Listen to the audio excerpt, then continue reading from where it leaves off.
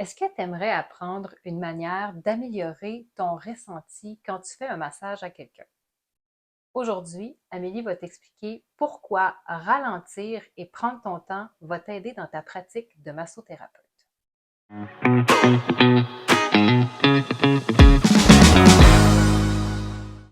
m'appelle Amélie Robidoux, je m'appelle Valérie Bouchard et on est les fondatrices de Massage Massage, un portail de prise de rendez-vous en ligne en massothérapie. Et nous, ce qu'on veut, c'est aider les massothérapeutes à élever leur potentiel, à améliorer leur emploi du temps et aussi te montrer des trucs, des astuces et de te parler de notre expérience avec la massothérapie. Si tu es intéressé, Amélie a fait une mini-formation qui est super intéressante pour les massothérapeutes. Tu peux trouver le lien gratuitement sous la vidéo. Quand je me suis formée en massothérapie, moi, j'ai commencé par apprendre le shiatsu. Dans le shiatsu, on va vraiment prendre notre temps pour ressentir s'il y a une accumulation d'énergie ou s'il y a un manque d'énergie dans des points situés sur tout le corps.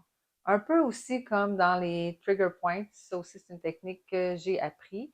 J'ai aussi fait une technique neuromusculaire et ça c'est toutes des techniques où est-ce qu'il faut prendre notre temps pour ressentir ce qui se passe dans le corps de notre client.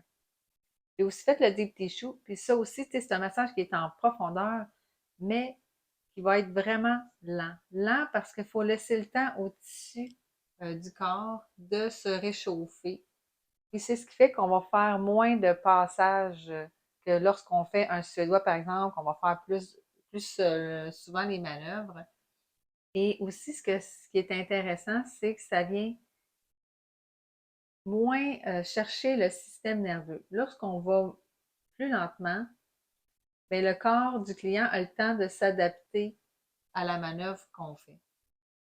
Fait que si on va rapidement, ben s'il y a de la douleur à un endroit, ben le corps va réagir, puis ça peut faire en sorte aussi que les douleurs vont être plus élevées suite au massage.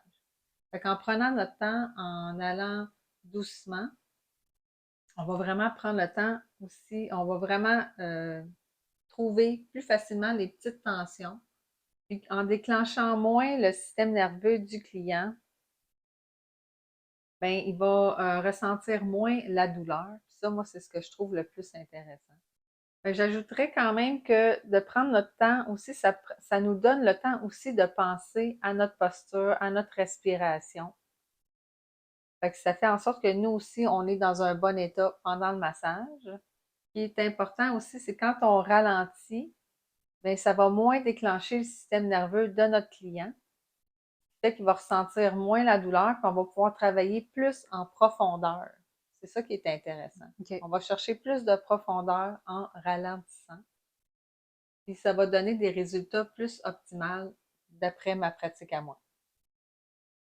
Donc, si tu as aimé la vidéo, on t'invite à cliquer j'aime et à partager aux gens que tu connais qui pourraient trouver cette vidéo intéressante pour eux. Amélie a créé une super mini formation pour les massothérapeutes. C'est les 3 techniques dont tes clients seront accros. C'est les 3 techniques coup de cœur de ses clients. Et la dernière, c'est la dernière, mais non la moindre. Elle est super intéressante et elle relaxe vraiment beaucoup. J'en ai fait l'expérience. Et vous la trouverez sous la vidéo. Le lien est là et c'est gratuit.